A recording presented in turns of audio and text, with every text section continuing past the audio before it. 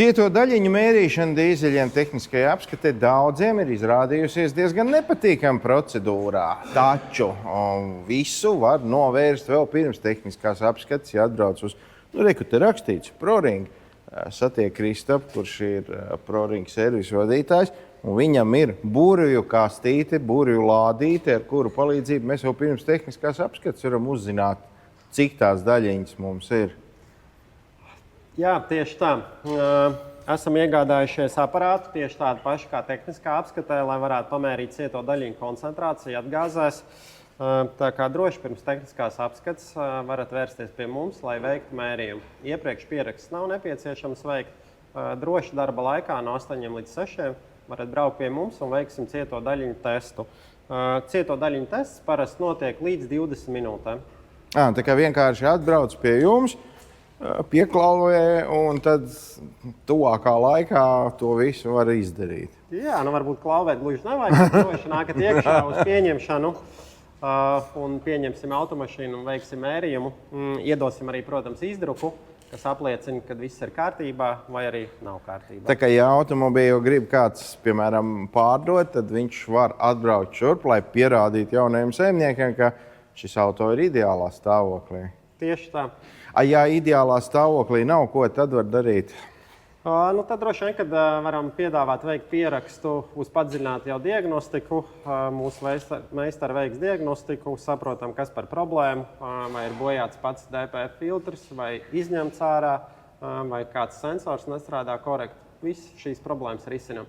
Ja viņš rāda nepareizi, ja ir virs tā miljona tās daļiņas, tas nozīmē, ka problēma ir filtrā, vai problēma ir mūsos, vai problēma ir dzinējā, kur ātrāk jāmeklē?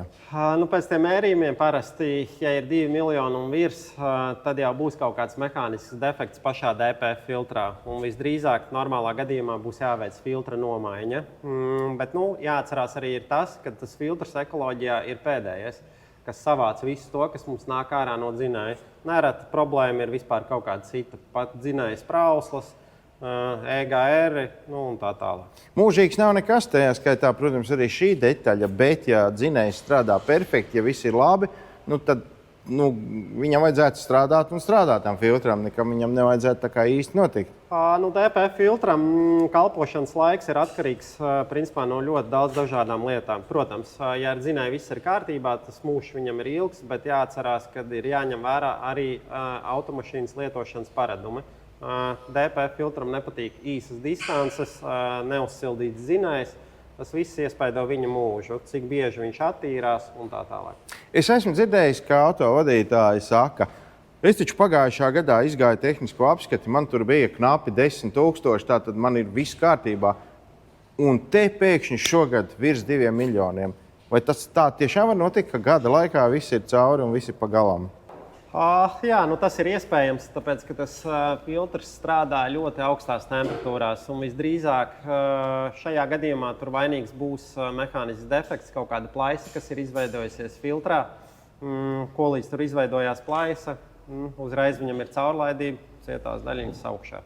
Pēdējais jautājums, vai iemaucot kārtīgā bedrē no tā trieciena, viņš arī var sabrukt tur iekšā viss? Nevajadzētu gan.